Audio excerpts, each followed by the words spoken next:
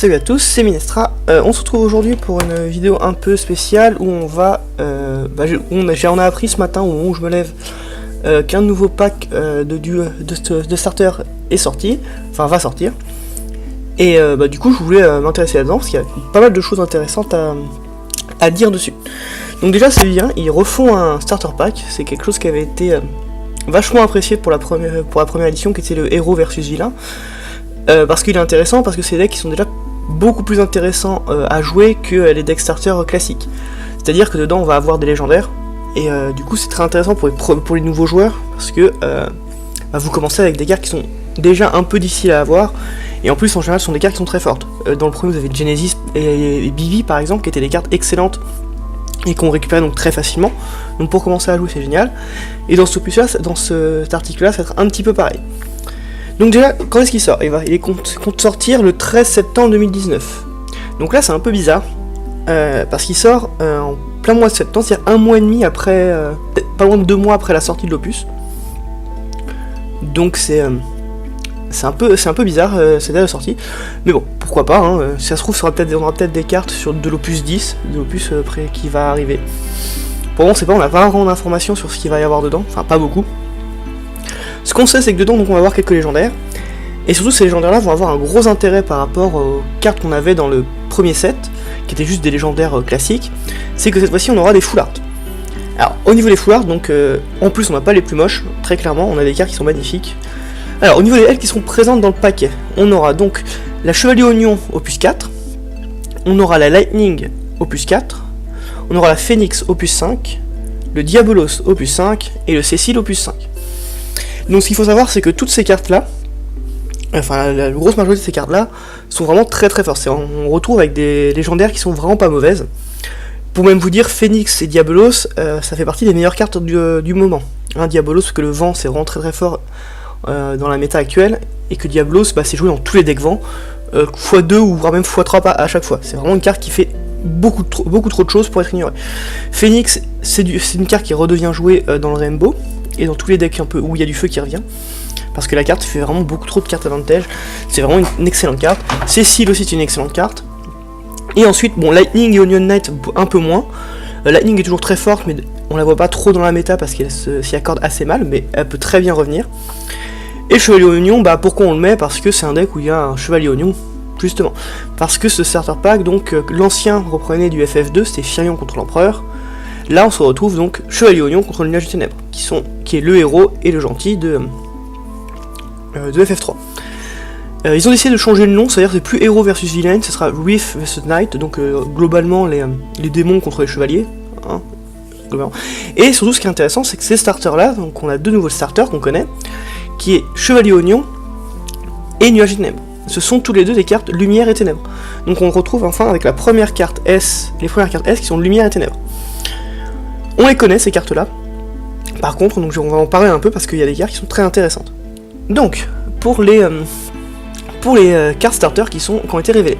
Donc c'est tous les deux des cartes qui coûtent 3 et qui ont 7000 de force. Donc de base, leur start, elles ne diffèrent en rien si ce n'est leur élément lumière contre ténèbres. Par contre, malheureusement, il y en a une qui est pas très bonne et une qui est bonne, qui peut être même très forte. Celle qui se fait un peu avoir, c'est la Nuage des Ténèbres, c'est la Ténèbre, qui a un effet qui par contre est très original, qui est très intéressant à jouer, mais qui je pense ne sera pas très convaincant parce que c'est un peu trop lent. Alors son effet dit suivant, c'est qu'au début à la fin de notre tour, on va retirer la carte du dessus de notre deck. On la retire du jeu. Pour chaque carte qui a été retirée du jeu par son effet, la Nuage des Ténèbres va gagner 1000 de force. Donc c'est à dire qu'à la fin de chaque tour, on perd une carte de notre deck, mais elle gagne 1000 de force. Donc ça c'est plutôt fort. Enfin, c'est plutôt fort, mais pas fort en même temps. Je vais m'expliquer. C'est-à-dire que c'est une carte qui n'a que 7000 de force de base, et on nous montre que la force que 2000. Ça veut dire que à chaque tour, on va gagner 1000 de force. Donc on va passer à 8000, puis 9000, puis 10 000, etc. Le souci étant que c'est une carte qui se fait gérer assez facilement, elle n'a que 7000 de force, entre guillemets, et à la fin du tour, elle passe qu'à 8000. Donc 8000, c'est un bon body, c'est très clair, mais c'est pas non plus impassable. C'est-à-dire que ça se gère assez facilement. Donc perdre une carte par tour qui va gagner que 1000 de force par tour au prix d'une carte en moins, mais qui n'a pas d'autre effet sur le terrain à part ça, bah ça veut dire que si elle se fait pas gérer et qu'on arrive à la rester longtemps sur le terrain, ça sera une très bonne carte, mais il faut qu'elle reste sur le terrain.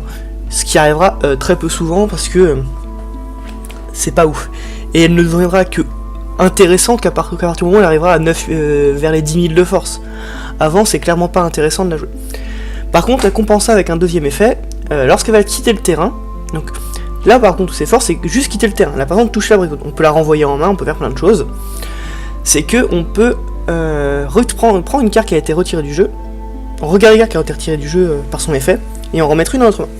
Et je pense que c'est là que va se jouer la carte. On va complètement occulter le fait qu'elle gagne 1000 de force par tour, très clairement. Par contre, on va essayer de renvoyer les cartes en main. On va essayer de la renvoyer en main, ou d'en jouer plusieurs sur le terrain, d'en détruire une pour en jouer une autre, etc. Tout ça pour récupérer les cartes qu'on a fait. Ça fait faire une pioche supplémentaire.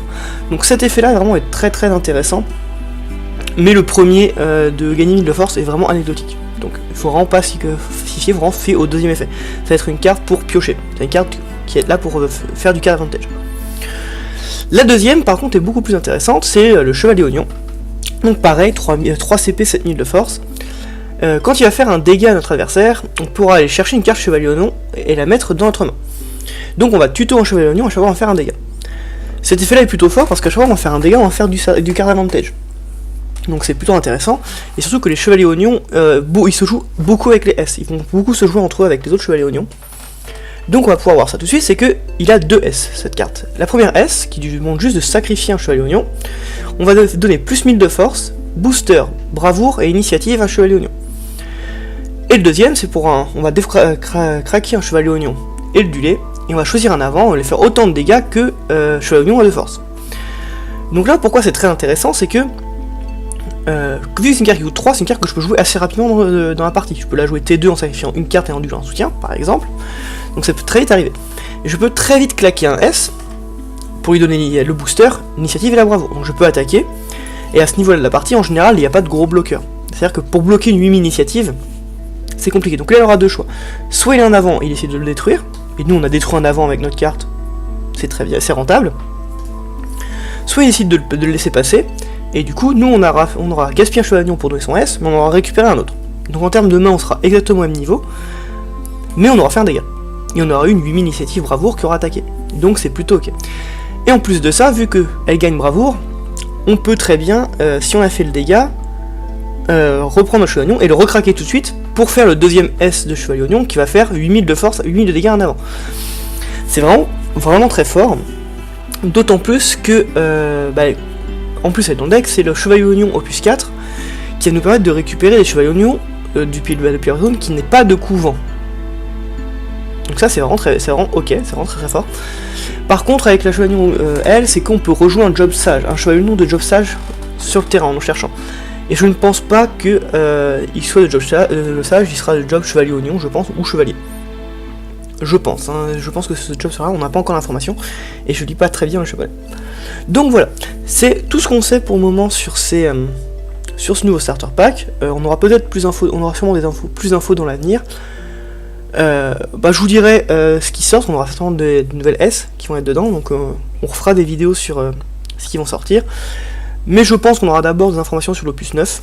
Et du coup, on fera aussi des vidéos, une fois qu'on commencera à voir les spoilers, j'essaierai de faire des vidéos une fois par semaine pour me présenter les nouveaux spoilers, qu'est-ce que ça peut être, est-ce que ça peut être intéressant à la méta actuelle ou pas.